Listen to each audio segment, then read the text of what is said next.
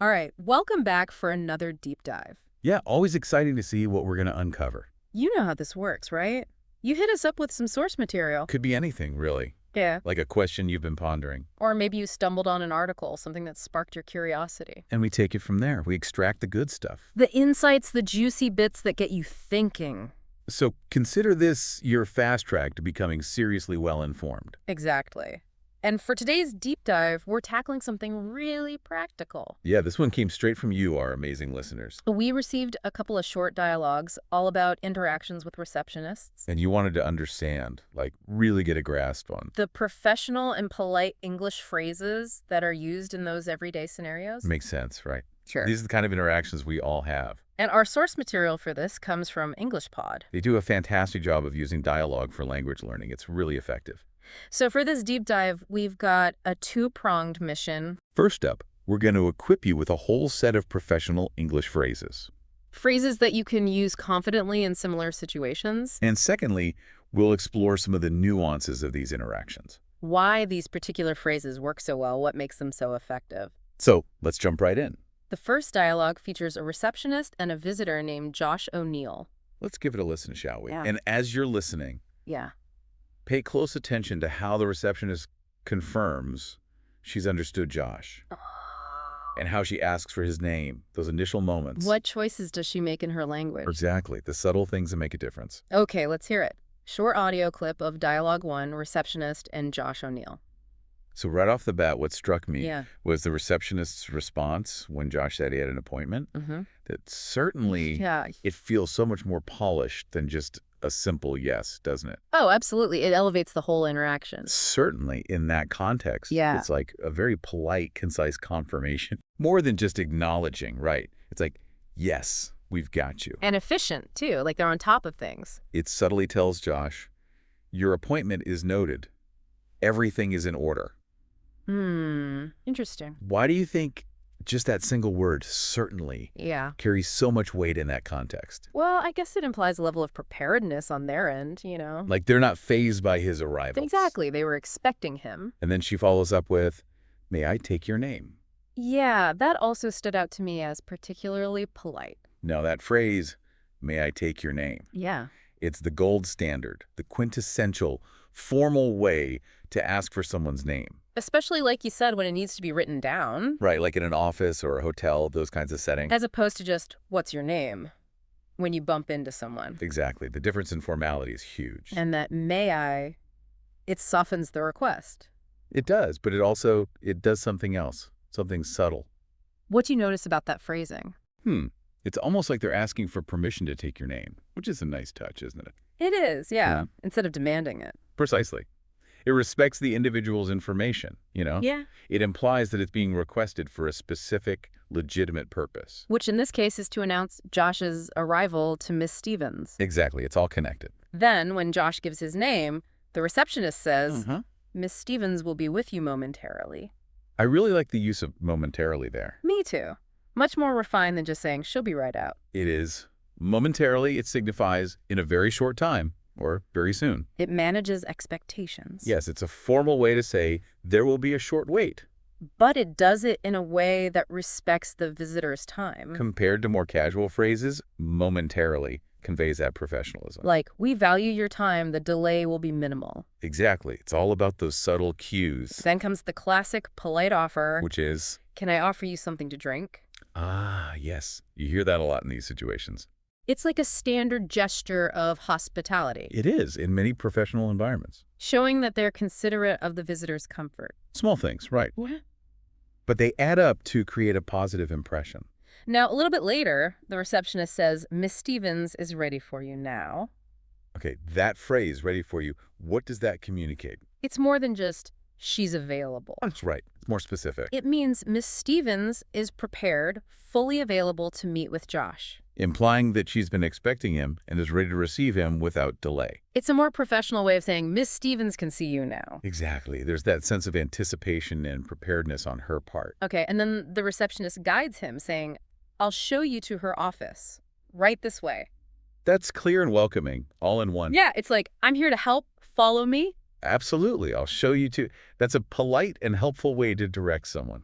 And then adding right this way, that further clarifies the direction. It does, and it creates a welcoming atmosphere. Using those two phrases together, you're ensuring both clarity and courtesy. You're guiding the visitor, but you're doing it in a way that makes them feel comfortable. And then there's a bit of humor. Oh, yes. Tell me about it. When she says, just watch your step.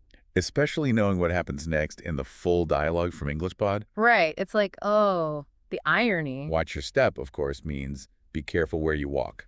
It's a common caution, when there might be a potential hazard. A step, a slippery surface, anything like that. But in the full EnglishPod dialogue, well, Judge doesn't quite manage to watch his step. Let's just say things get a little clumsy. Hopefully no major mishaps. Hopefully not, but it makes for a funny situation.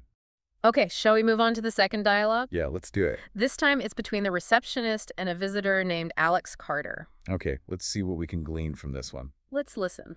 Short audio clip of Dialogue 2, Receptionist and Alex Carter. Okay, so right from the start, we hear that similar professional greeting. Good morning, may I help you?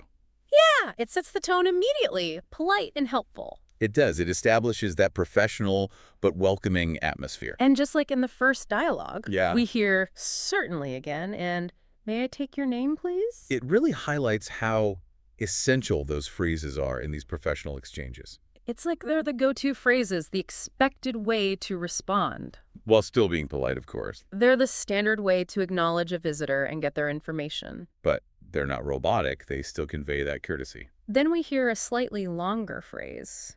Fill me in. Thank you, Mr. Carter. Let me check. Okay, so it's courteous but also functional. Yeah, it acknowledges the visitor's information and tells them what's happening next. That the receptionist is going to verify the appointment or the reason for the visit. Right. Let me check is a much softer way of saying I need to check. It shows respect for the visitor's time, like you're not just putting them on hold. And of course, we hear that phrase again. Which one? She will be with you momentarily. It's becoming a recurring theme, isn't it? It really reinforces how standard and polite this phrase is when you're indicating a short wait. In both dialogues, it's the go-to way to manage expectations. It's that professional way of saying, just a short wait, please. Then we have another offer of hospitality. This time it's, would you like some water while you wait? A slight variation, right? Offering water specifically. Instead of just something to drink. But the intention is the same, that gesture of hospitality. It's about making the visitor feel comfortable while they wait. Whether it's coffee, water, tea, it's that thoughtful touch. And the receptionist says, please have a seat. I'll let her know you're here. Let her know. That's pretty direct. But it fits within the overall polite context. It's like a reassurance. Yeah, you're telling Mr. Carter that his arrival will be communicated promptly. And adding, please have a seat, that further enhances that welcoming feeling. It does. It's inviting them to relax and make themselves comfortable. Then we hear the familiar phrases again. Which ones? Miss Thompson is ready for you now. Sure. And I'll show you to her office right this way, please. This time with an added please at the end. It's subtle, but it adds another layer of politeness. Even though right this way is already quite courteous, adding please shows extra consideration. Like, we're here to help and we want you to feel respected. Exactly. It's those small details that create a positive impression. And just like in the first dialogue, there's a warning about potential footing. Let's hear it. Watch your step here. The floor is slightly uneven. Good advice. And this time, the visitor acknowledges it, saying, thanks for the heads up. So we see both sides of that interaction, the receptionist being proactive. And the visitor politely acknowledging the warning. It's a little exchange, but it shows that they're both on the same page. Heads up. By the way, that's a more informal way of saying warning. It is, but it's perfectly acceptable in this kind of brief, casual moment. Finally, we have the polite closing exchange. I love how they wrap it up. It's like a cascade of polite phrases. Let's hear it. Miss Thompson's office is just through this door. Thank you so much for your help. You're welcome. Have a great meeting. I will. Have a good day. That's how you leave a positive final impression. They both express gratitude, good wishes. It ends on a really pleasant note.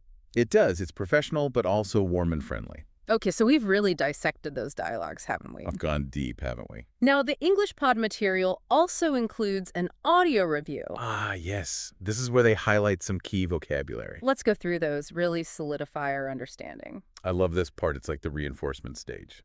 Okay, first up, certainly. Defined as without doubt, of course. We saw that in action right away in both dialogues. It was that immediate, affirmative, polite response. It sets the tone for the whole interaction. Exactly. It shows you're engaged and ready to assist. Next we have, may I take your name?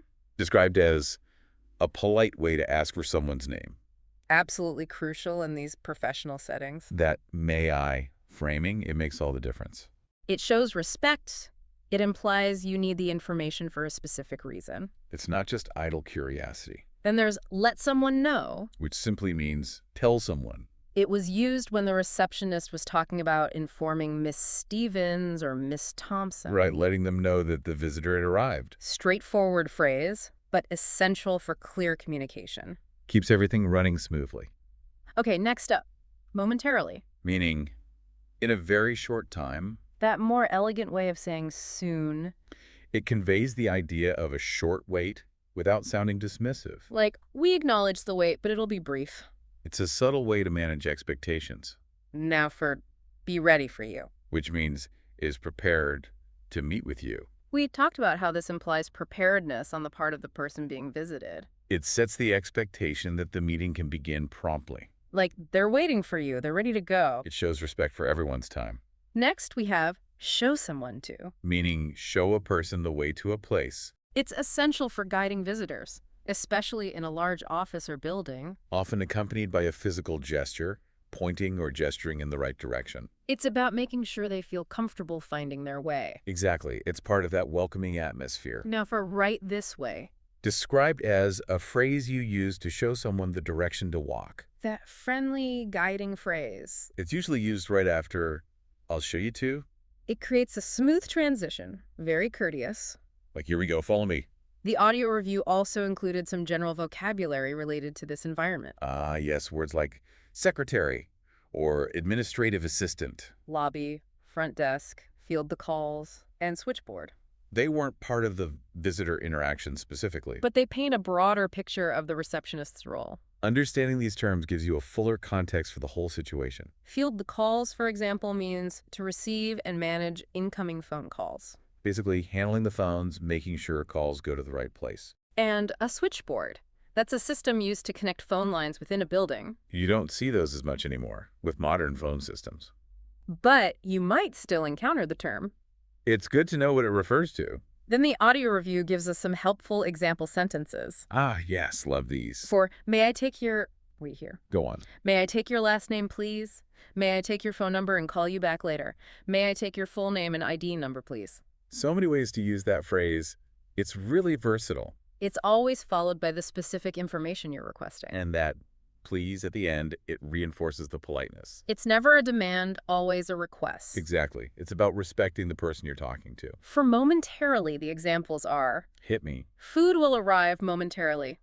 Ladies and gentlemen, the movie will begin momentarily. Momentarily, the flight was delayed, but it will arrive momentarily. They all highlight that sense of something happening very soon.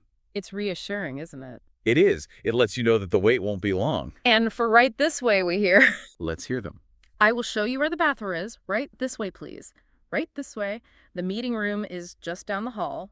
Right this way, please. The exit is straight ahead.